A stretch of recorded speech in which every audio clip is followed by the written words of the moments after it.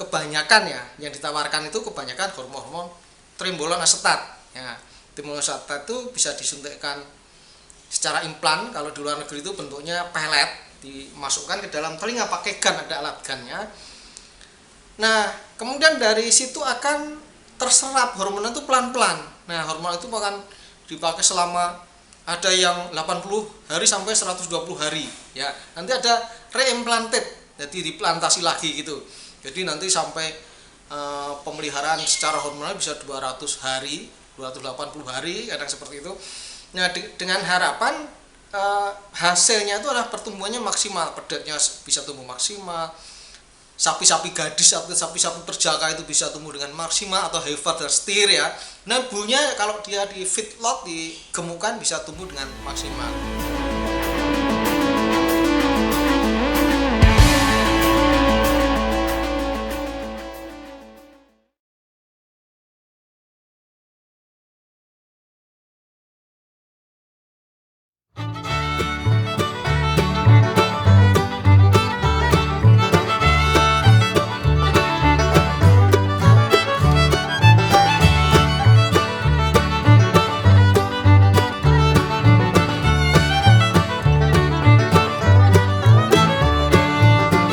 Assalamualaikum warahmatullahi wabarakatuh. Apa kabar teman-teman semua? Semoga semua sehat dan ternaknya juga sehat. Hari ini kita akan membahas pemacu pertumbuhan hormonal.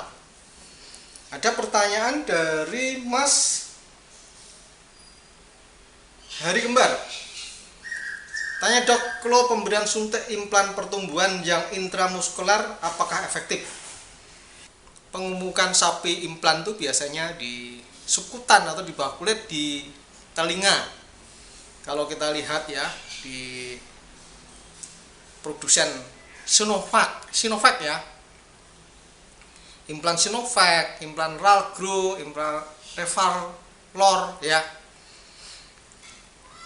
itu semua dilakukan implan di subkutan di telinga. Kalau kita lihat di video-video di luar negeri ya, nah, dilaporkan di sana bahwa dengan implan itu pertumbuhannya meningkat. Jadi pemberian implan itu sejak dari pedet, sapi, kemudian darah atau perjaka, kemudian pada bull atau pejantan itu semua bisa diberi implan. Itu kalau kita baca dan kita pahami di tulisan-tulisan dari luar negeri maupun video-video dari luar negeri ya. Nah, kemudian bagaimana dengan implan yang sekarang banyak dijual di online ya? Itu implan pertumbuhan nih, bukan implan, pemacu pertumbuhan hormonal yang ditawarkan dengan pemberian suntikan intramuskular atau pada daging. Sebelum jawab itu kita ngomong dulu ya tentang pemicu pertumbuhan atau pemacu pertumbuhan. Pemacu pertumbuhan itu banyak. Ada feed aditif. Feed aditif dari hal ini adalah bisa antimikroba. Antimikroba itu contohnya bambermisin, itu bisa dipakai untuk pemacu pertumbuhan ya, dicampuran di pakan ya. Kemudian ada bakterial di pakan itu feed aditif. Di sini contohnya teman-teman mungkin sudah pada pakai itu, pakai untuk bikin pakan fermentasi. Nah itu dari situ kan nanti pertumbuhan juga akan meningkat dengan baik. Kemudian dengan ragi atau jamur dan dengan vitamin, nah itu pertumbuhan dari aditif pakan. Kemudian pertumbuhan dari kastrasi. Jadi kalau dari peternakan basic dasar kita dulu belajar peternakan itu kan, untuk memacu pertumbuhan bisa dengan kastrasi atau kebiri. Jadi sapi dikebiri, domba, kambing dikebiri agar pertumbuhannya cepat ya. Ada kastrasi fisik dengan budisotang atau dioperasi ya. Ada kastrasi kimiawi. Nah, kalau kita baca di harian dari luar negeri, kastrasi kimia itu dengan zat toksik yang mempengaruhi kelenjar reproduksinya itu tidak berfungsi. Ada juga vaksinasi kastrasi itu menyuntikkan zat yang kemudian akan mempengaruhi secara hormonal, kemudian alat reproduksinya itu juga tidak berfungsi. Nah, kemudian pemacu pertumbuhan terakhir adalah pemberian hormon atau growth promotor hormonal. Hormon pertumbuhan itu secara klasik Kalau kita pelajari dulu, yang betina disuntik testosteron, nah yang jantan disuntik estrogen. Nah itu akan mengganggu secara reproduksi, jadi nanti akan mengecil kelenjar reproduksinya itu. Nah dalam hal dia makan makanannya secara efisien bisa terserap, jadi tidak ada gangguan-gangguan hormonal yang mengganggu pertumbuhannya, jadi pertumbuhannya bisa optimal. Nah begitu ya, itu secara klasik. Jadi dulu hanya pakai testosteron dan estrogen. Nah kemudian yang sekarang itu banyak hormon-hormon yang dari trembolon ya, trembolon. Nah yang ditawarkan itu semua kebanyakan ya, yang ditawarkan itu kebanyakan hormon-hormon trembolon asetat. Ya, trembolon asetat itu bisa disuntikkan secara implan. Kalau di luar negeri itu bentuknya pelet, dimasukkan ke dalam telinga pakai gun, ada alat gunnya.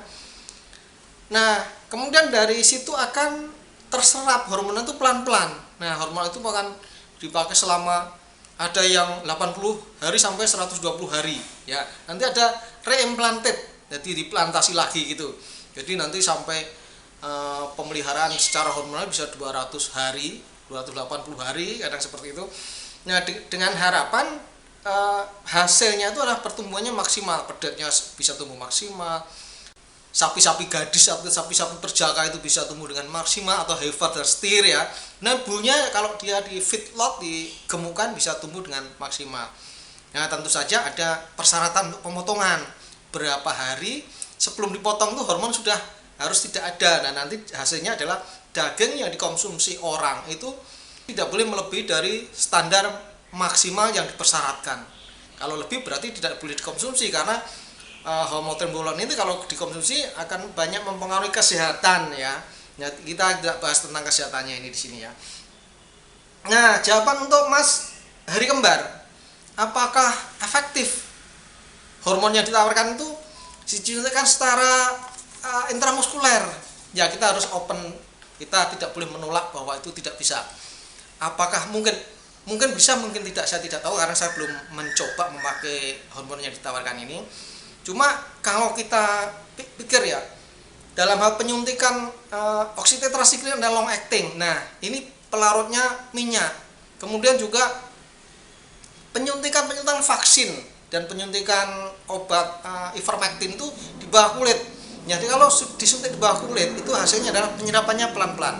Kalau disuntik di intramuskuler penyerapannya cepat, makanya dia harus dilarutkan di dalam minyak. Nah kita tidak tahu pelarutnya apa, karena yang ditawarkan itu bahkan ada yang tidak ada jenis hormonnya apa, hanya hormon ini bisa meningkatkan pertumbuhan begitu ya.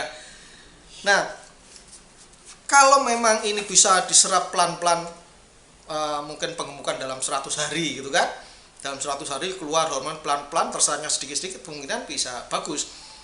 Nah untuk menjawab bisa apa tidak, tentu saja Mas Hari Kembar harus mencoba, beli beberapa kambing, dicoba, dibuktikan apakah ini memang efektif. Cuma kalau pertanyaan saya, lebih efektif mana apabila ini bisa disuntikkan subkutan dan intramuskuler? Tentu saja lebih baik disuntikkan secara subkutan, karena di subkutan itu dengan cairan yang sama penyerapannya akan lebih lambat daripada disuntikkan di intramuskuler atau di daging. Itu Mas Hari Besari, silahkan mencoba hormon yang ditawarkan di pasaran. Dan kepada teman-teman semua yang mempunyai pendapat lain, tolong ditulis di kolom komentar, itu akan menambah ilmu saya. Saya ucapkan terima kasih, dan kepada semua subscriber, viewer, liker, dan komentator, saya doakan semoga semua sehat, rezeki lancar, dan tahun ini mendapat uang sebanyak 1 truk.